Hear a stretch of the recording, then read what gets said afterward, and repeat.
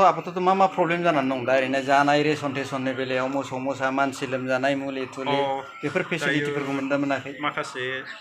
जानाय लोंनायफोरखौ जोङो मैया थाब मोनाखै एसे बेलासि समाव मोननाय जाहैदों बेहाय जोंनो होफैदों माइरं होफैदों दालि होफैदों थाव होफैदों बेनिफ्राय संख्रि बानलु संख्रि होफैदों आमुल थामुल मोनदों नामा आमुल एसे मोनदों किन्तु नमस्कार खुलुमबाय वेलकम बैक टू माय चैनल प्रिय दर्शकों फिर से मैं मेरे चैनल पर स्वागत करता हूँ। बात है कि आज 14 तारीख है और 14 तारीख में भी जो बाढ़ का सिचुएशन है ये बिजनेस सब डिस्ट्रिक्ट के अंतर्गत कोई गाँव अभी भी क्या है जहाँ भी पानी का थोड़ा सूख जा रहा था अभी फिर से बढ़ रहा है लेवल। शाम को अभी 2 बज रहा है, पानी का बहाव और लेवल आप लोग देखिए। मैं अभी सारापेट ब्रिज के ऊपर में हूँ, देखो आप लोग पानी एकदम खोला है, पानी का बहाव और लेवल बढ़ रहा है।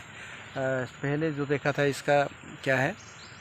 इसका लेवल पूरा डाउन हो रहा था, अभी पूरा इंक्रीजिंग हो रहा है। तो आप लोग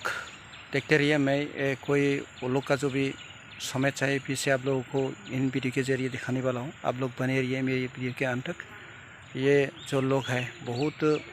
मुश्किल से बिता रहा है, वो लोग का जो भी हालत है बहुत ख़राब है। हालांकि हम ठीक है, सब ठीक है, लेकिन कोई ऐसा लोग है वो लोग का स्थिति मतलब वो लोग का जो भी समस्या है, गांव का जो भी समस्या है, हम जैसे साधारण हम जी रहे हैं वो लोग, लेकिन ऐसा नहीं है, वो लोग का बहुत दर्दनाक है। अभी आज मतलब 13 तारीख 12 तारीख से 12 है, 12 14 आज 14 है, 3 दिन लगातार बाढ़ होना मतलब बहुत मुश्किल है। वो लोग का खेत और घरेलू जो भी सामान है वो लोग सब बर्बाद हो जाएगी। वही बात है, आप लोग बने रहिए मेरी वीडियो के अंदर।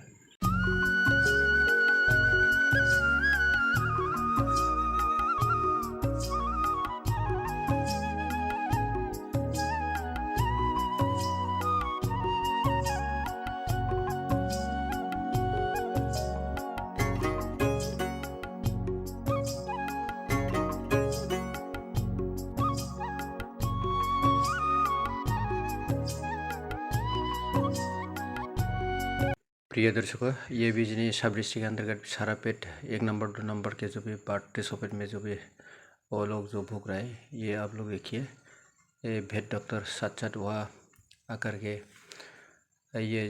पशु के लिए दाना बांट रहा है। मामांख्री दाली नंबर 1 सारापेट पूरा रायजोनि बर्थन ना सामब्राम ना गोरान हालदै गैया अजालालै दैबानायाव हालदै गैयाब्लाबो जाजायोना। ओमफ्राय माइरङा माबादि नोंसोरथ' सङै खावै जाग्रा? आथा कन्ट्रलनि मोननाय आथा नङा, थारमाने माइरङा आथा माने माइरङा बहुत धरननि जात दं। आथा माइरं माने हाइब्रिड माइ बियो, हाइब्रिडा एसे आथा जायो। देरोना थारमाने जायखिया माइरङा आथा आरोखि ना। जाय हक दा नोंसोरो दैबानायाव भुगिनानै रेसन जानांनाय हिसाबै जानांबाय। दा बेखौनो सोंबाय आं, जोंथ' मिन्थिया नोंसोर संनानै जानाय नालाय। औ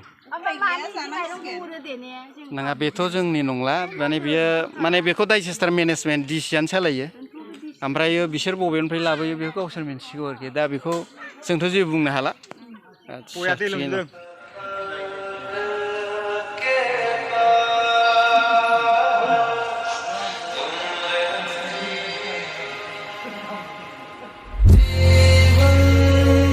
गय भाषा बायदि ना फटाफट फैनो हायो।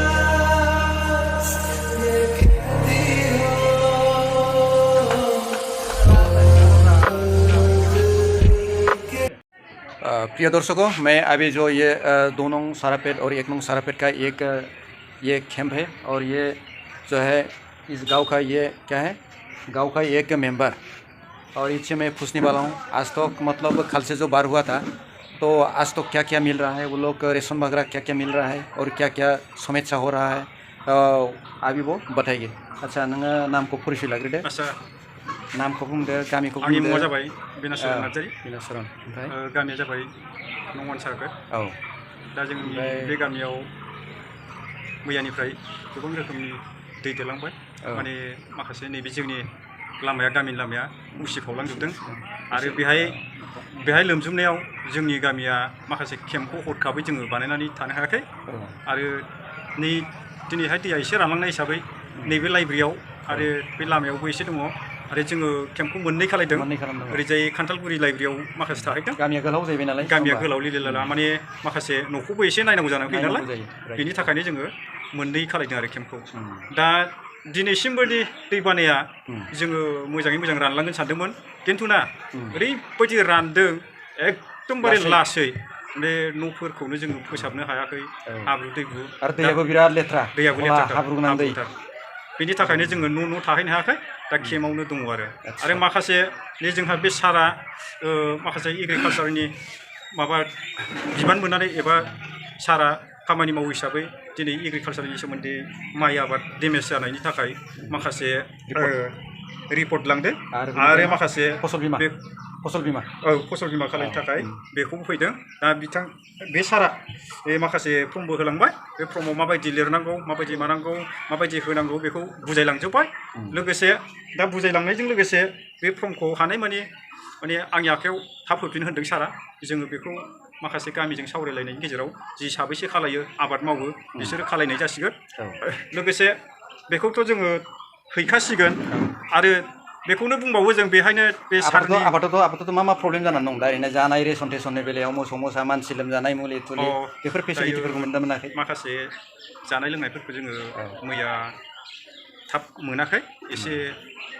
बेलासि समाव मोननाय जाहैदों बेहाय जोंनो होफैदों माइरं होफैदों दालि होफैदों थाव होफैदों बेनिफ्राय संख्रि होफैदों आमुल थामुल मोनदों नामा आमुल एसे मोनदों खिन्थु ना जोंहा प्रब्लेमा जाहैबाय नैबे सामब्रामनि थाखाय प्रब्लेम जादों फानलुनि थाखाय प्रब्लेम जादों हालदैनि थाखाय प्रब्लेम जादों बेहाय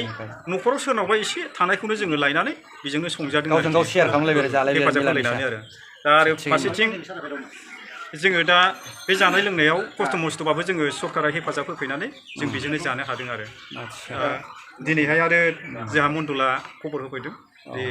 मण्डला जोंनो फेस टु फेस रायलायलांदों माने केम्पआ दिनै थानाय जासिगोन दैयानो रानथाराखै बेखौ बुंलांबावदों आरो दा बेहाय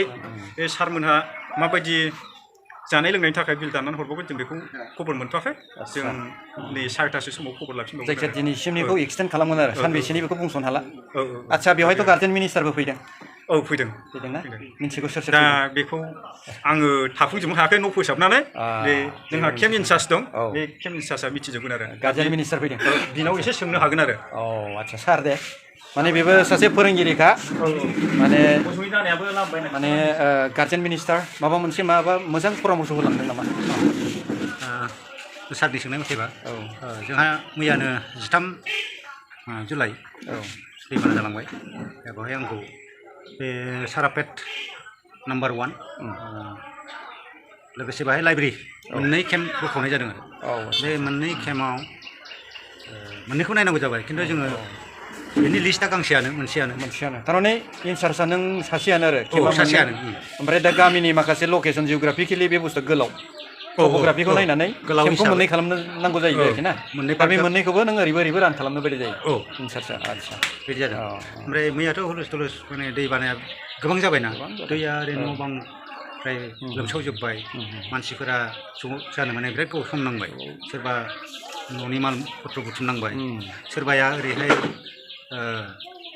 दैबानानि केम्पनि लाहार फाहार खालामनांगौ गोनां जाबाय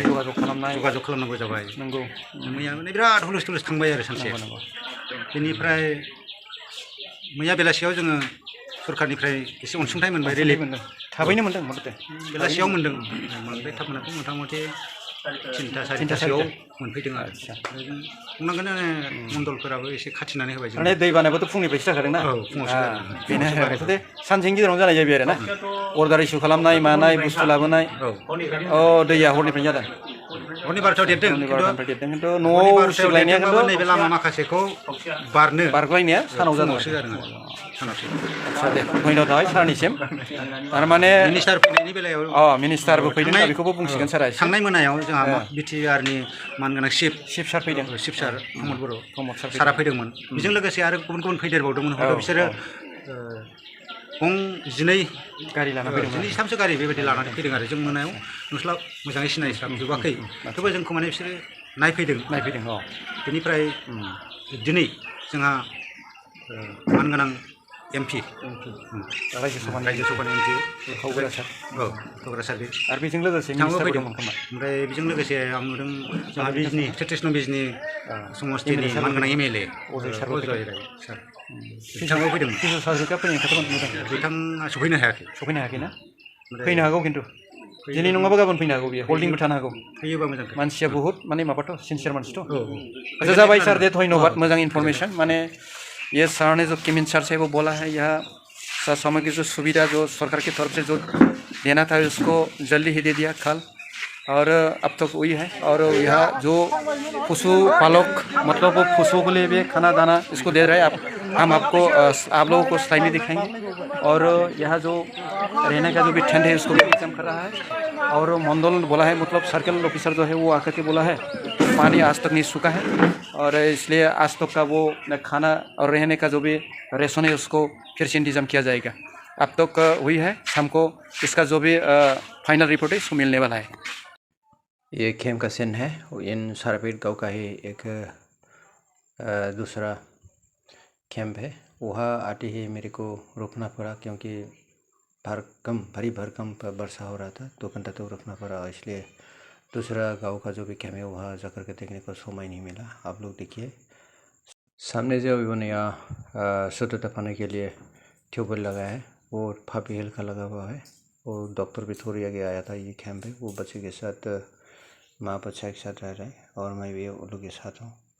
बच्चे के साथ वो लोग भी खाना खा रहा है मैं रोटी के बाद एक बच्चा कुचल के वो आकर के वो खाना जो खाना उसको ये सीन आप लोग को दिखाने वाला है गामिनि मानसिफोर दै लोमनानै जायगा गैला बेवहाय केम्प खालामनानै ओंखाम संनानै जाबाय बे जानाय सिन गोथावलै बाबु ना गोथाव ना हा गोथाव ओइ मा नामलै बाबु नोंना हा आइयो गावनि नामखौ मिन्थिया देलाय आं भिडिअ खालामबाय बेदर ना अच्छा अमा नामा ट्रेडिशनल बॉयलर अच्छा दर्शकों देखिए ये कल का जो हाल था 13 तारीख का 14 तारीख में भी वही हाल है मतलब ये घोला पानी है और घोला वाला जो पानी है खेतों के लिए बहुत नुकसानदायक है और नेक्स्ट क्रॉपिंग के लिए वो ज़मीन बहुत फर्टाइल होता है। प्रिय दर्शकों मैं इन जगह में 4 घंटा तक रुका था तो 2 घंटे पहले का वो सीन था और अभी मैं आप लोगों को वो नदी के जाकर के आप दिखाता हूँ तो बारिश के बाद क्या हाल हो रहा है। आज 14 तारीख शाम को फिर से पानी का बहाव ज़्यादा हो रहा है मतलब पानी का लेवल फिर से बढ़ रहा है। ये सारापेट का ये ब्रिज है RCC ब्रिज ये साराजिलिंग नदी का सीन है फिर से पानी का बहाव ज़्यादा तेज हो रहा है लेवल बढ़ रहा है वही आप तक का सीन है